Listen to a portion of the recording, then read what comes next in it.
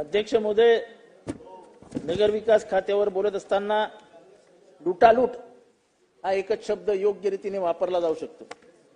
अध्यक्ष महोदय, ठाणे महानगरपालिकेची आत्ताच माझ्या हातात एक हे आली, काय ते जाहिरात आली।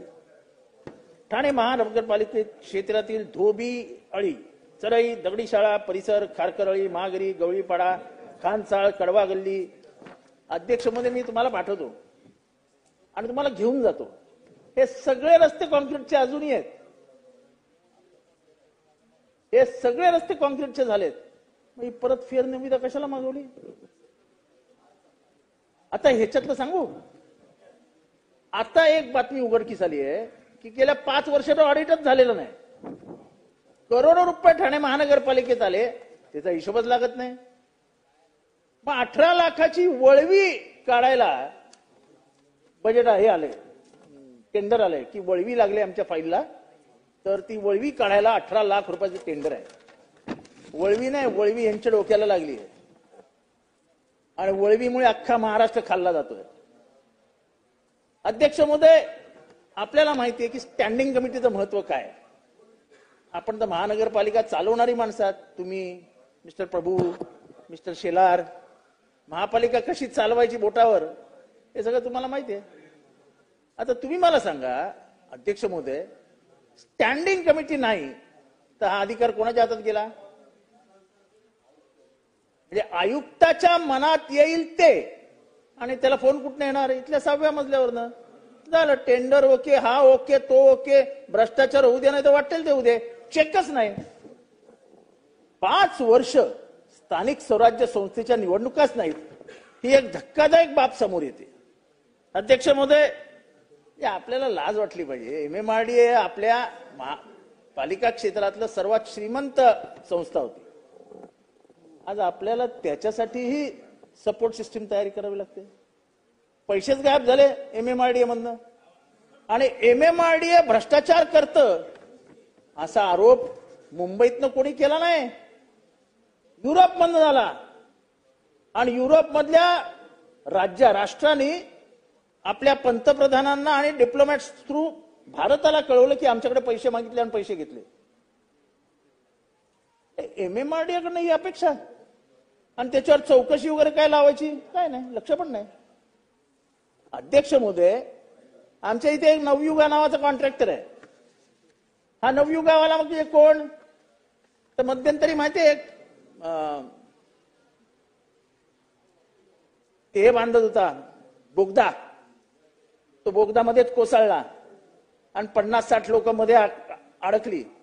त्याचा करता करविता नवयुगा, आणि आता ह्या नवयुगाला MSRDC असू दे नाही तर MMRDA असू दे, सब कुछ नवयुगा, नवीन युगच उघडलं त्यांनी।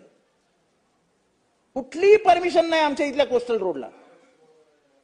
त्या कोस्टल रोडला NOC देऊन त्याची वर्क ऑर्डर काढण्याची तयारी सुरू केली MMRDA ने। केंद्राची एकही परमिशन आलेली नाही। अध्यक्ष महोदय, आंधळ दळते कुत्रपीठ खाते। अध्यक्ष महोदय, अध्यक्ष महोदय, सगळ्यांनीच सांगितलं ही सिडकोची परवडणारी घरं,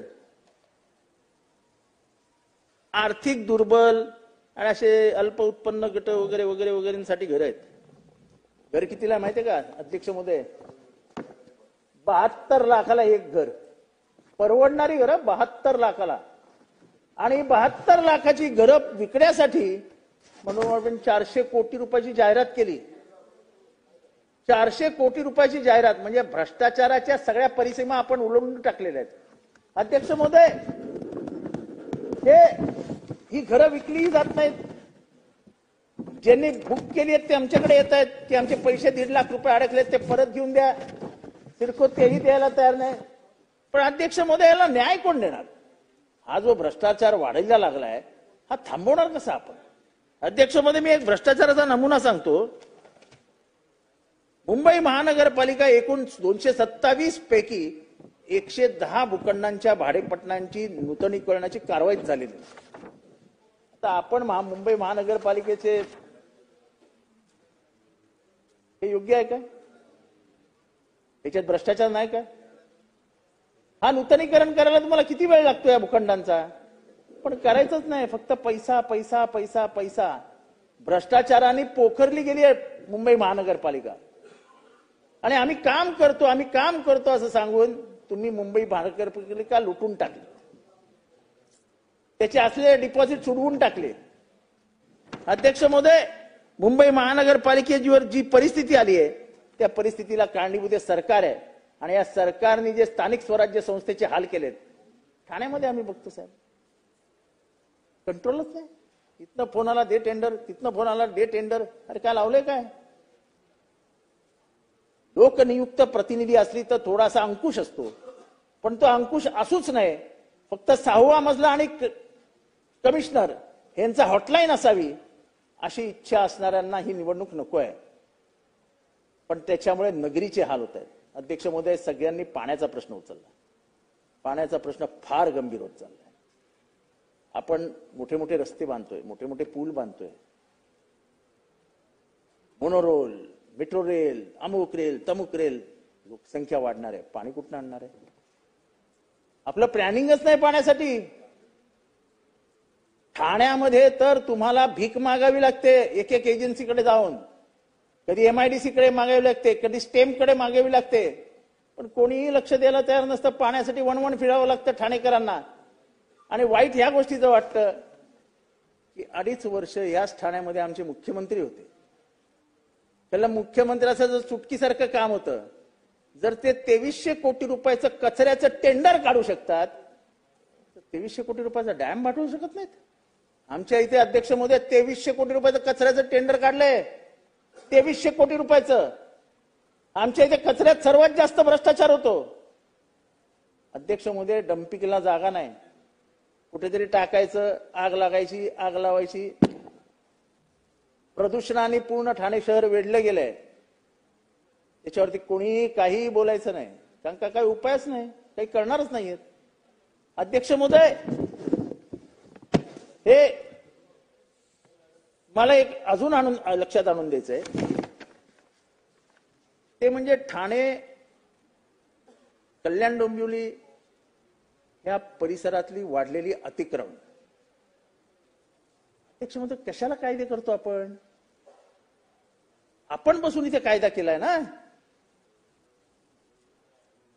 की जर अनधिकृत बांधकामं केली गेली तर अधिकाऱ्यांना जबाबदार धरू.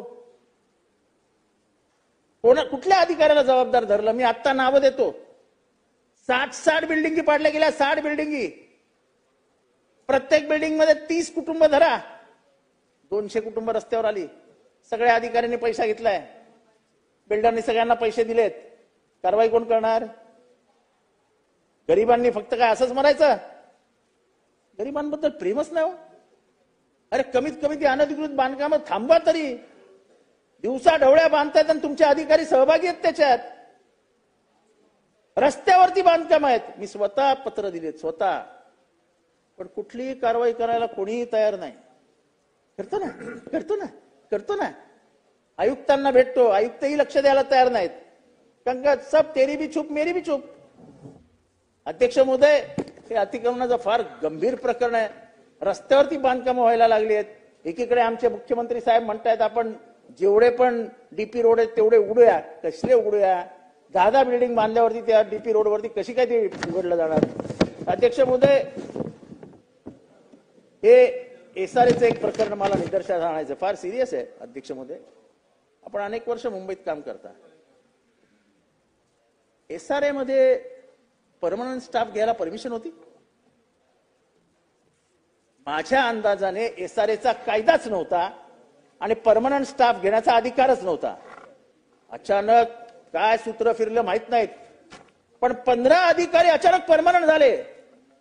असं म्हणतात की अंडर द टेबल खूप मोठे व्यवहार झाले. मला काय त्याच्यात जायचं नाही, पण कायदा आहे की नाही? अरे कोटेचा जी कभी सुना था क्या? SRA में परमानेंट आदमी नहीं ना. माड़ा से आते थे, म्युनिसिपल कॉर्पोरेशन से आते थे, सरकार से आते थे. एक अधिकारी तर जलसंपदा विभागातला आहे. जलसंपदा विभागातला अधिकारी हा SRA मध्ये इंजिनियर आहे आणि तो FSI कॅल्क्युलेट करतो. त्यांनी पाणी घनमीटर कॅल्क्युलेट करायचं होतं, तो FSI कॅल्क्युलेट बसलाय आणि तो परमनंट झालाय. आंधळ दळचे कुत्रपीठ खाते. अध्यक्ष महोदय, आमच्या ठाण्यामध्ये एक गंभीर प्रकार मी सरकारच्या निदर्शनास आणतोय. गेल्या 15 वर्षामध्ये म्हाडाची घरच दिलेली नाहीत. बिल्डरनी काही प्रमाणात म्हाडाची घरं द्यायची आहेत, देत नाही. काय करायचं ते करून घ्या. आमचे अधिकारी लक्ष देत नाहीत आणि म्हाडाची घरच मिळाली नाही. कशी काय मिळणार गरीबाला घर? जर बिल्डरचीच बाजू घेणार जर तुमची ठाणे महानगरपालिका असेल तर घर मिळणारच नाहीत. लावा ना चौकशी. कोण आहेत ते बिल्डर ज्यांनी म्हाडाला घरच दिली नाही? आणि त्याच्यामुळे याची चौकशी होणं फार गरजेचं आहे. अध्यक्ष महोदय 5 मिनिटं. अध्यक्ष महोदय, मला एका मंत्र्याचं इथे कौतुक करावं असं वाटतंय. 12 मिनिटं झाली. 5 मिनिटं. अध्यक्ष महोदय, जे आम्ही 6 जण आहोत त्या 6 जणांना वेळ द्या असं अध्यक्षांनी सांगितलं. प्रश्न नाही, समोरच्या बाजूची बघायला. अध्यक्ष महोदय, 6 जणांना टाइम द्या असं अध्यक्षांनी सांगितलंय ना. प्लीज. अध्यक्ष महोदय, मला एका मंत्र्याचं इथे कौतुक करावं असं वाटतं. अध्यक्ष महोदय, असं का होतं की दरवेळेस बजेट मांडताना मागासवर्गीयांच्याच बजेटला कात्री लावली जाते आणि जो कॉन्स्टिट्युशनली रॉंग आहे, संविधानिक अधिकार नाही. आणि म्हणून शिरसाट साहेब, मनाचा मोठेपणा आहे माझ्या, पक्षविनिवेश बाजूला ठेवावा लागतो. जेव्हा ज्यांच्यावर अत्याचार झालाय, ज्यांच्यावर अन्याय झालाय, पिछड़ा कुचला, उसके हक और अधिकार के लिए अपने में कोई राजनीतिक भेदभाव नहीं होना चाहिए. मैं आज दिल की गहराइयों से आपका अभिनंदन करता हूं कि आपने बहुत कड़क मुद्दा उठाया कि तुम मेरा निधी नहीं काट सकते हो, तुम्हारा अधिकार नहीं है. कोणीतरी हे जबरदस्ती बोलायला पाहिजे होतं, ह्यांना ऐकवायला पाहिजे होतं. ह्यांना वाटतं आपलीच सत्ता आहे, आपण करू तो कायदा. पण मला अभिमान वाटतो की डॉक्टर बाबासाहेब आंबेडकरांच्या एका लेखराने आपल्या समाजाचा निधी मी तुम्हाला कापू देणार नाही ही भूमिका घेतली. या भूमिकेमध्ये आम्ही सगळे तुमच्या बरोबर. धन्यवाद. अरे काय बजेट तुमचं आहे काय? संग्राम. अध्यक्ष महोदय, शेवटच्या मुद्द्यावर येतोय. अध्यक्ष महोदय, कोर्टामध्ये तर मजाच चालू आहे. बीडला एक न्यायाधीश सस्पेंडेड इन्स्पेक्टर आणि सस्पेंडेड PSI आणि ते पण संतोष देशमुखच्या केसमध्ये त्याच्यावर दारू पित बसलेत. अरे काय आहे की नाही भीती? नाशिकमध्ये कोकाटेंना बडतर्फ केला, निवडणूक लागली तर खर्च वाढेल. अरे तुम्हाला काय करायचंय? म्हणजे काय गुन्हेगारांना माफ करणार की काय तुम्ही? म्हणजे कोर्टामध्ये पण जे काय चालू आहे ते काय बरोबर नाही. अध्यक्ष महोदय, चॅरिटी कमिशनर मध्ये तर कोण वालीच नाही हो. आमच्या इथे एक 28 एकर फॉरेस्टचा तुकडा, फॉरेस्ट, खोटी कागदपत्र रतनशी प्रेमजी ट्रस्टने दिली आणि त्या महाशयांनी फॉरेस्टची जमीन विकण्याला परवानगी देऊन टाकली. जेव्हा मी बोंबाबोंब केली तेव्हा कुठे थांबवलं आणि आता हायकोर्टाने त्याच्यावर स्ट्रिक्चर्स मारली. पण आपण जबाबदार धरणार आहोत की नाही चॅरिटी कमिशनर्सना की तुम्हाला कोणी अधिकार दिले या जमिनी विकायच्या? आणि त्यामुळे परिस्थिती दुर्लक्ष झाल्यामुळे अत्यंत गंभीर होत चालली आहे. धन्यवाद. अध्यक्ष महोदय, ओबीसीवर अन्याय होतोय. विद्यार्थ्यांना अजून कपडे, गणवेश मिळायला पैसे मिळत नाहीये. शेवटचे 2 मिनिटं. नाही झालं. ओबीसी शेवटचे 2 मिनिटं. संग्राम जगताप घ्या. शेवटची 2 मिनिटं. अध्यक्ष महोदय, शेवटची 2 मिनिटं. अध्यक्ष महोदय, एकीकडे सांगायचं त्यांची वेळ द्या इथे. चला वेळ द्या त्यांची. एकीकडे सांगायचं आम्ही ओबीसीच्या जीवावर निवडून येतो आणि कात्री कोणाला मारायची? ओबीसीलाच कात्री मारायची. अरे ओबीसीने काय घोडं मारलं का तुमचं? अरे तुम्हाला सत्तेवर बसवलं ना ओबीसीने. त्या ओबीसीचे हालाल होताना तुम्हाला काहीच वाटत नाही का? विद्यार्थ्यांना स्कॉलरशिप नाही, PhD करणाऱ्या विद्यार्थ्यांना स्कॉलरशिप नाही. म्हणजे संग्राम जगताप सुरू कर.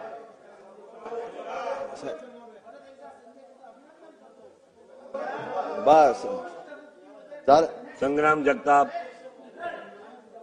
आज आपल्या अधिवेशनामध्ये जय भीम नगर विकासावरती बोलत असताना अनेक वेगवेगळ्या जिल्ह्यांमध्ये एक शहर असतं, जिल्ह्याचं ठिकाण असतं. तसं आमचा अहिल्यानगर जिल्हा आणि अहिल्यानगर जिल्ह्यामधलं अहिल्यानगर शहर आहे. तर त्या ठिकाणी देखील 2003 साली महानगरपालिका स्थापन झाली आणि त्यावेळेसपासून अनेक प्रश्न हे प्रलंबित आहेत त्याच्यामधले बऱ्यापैकी प्रश्न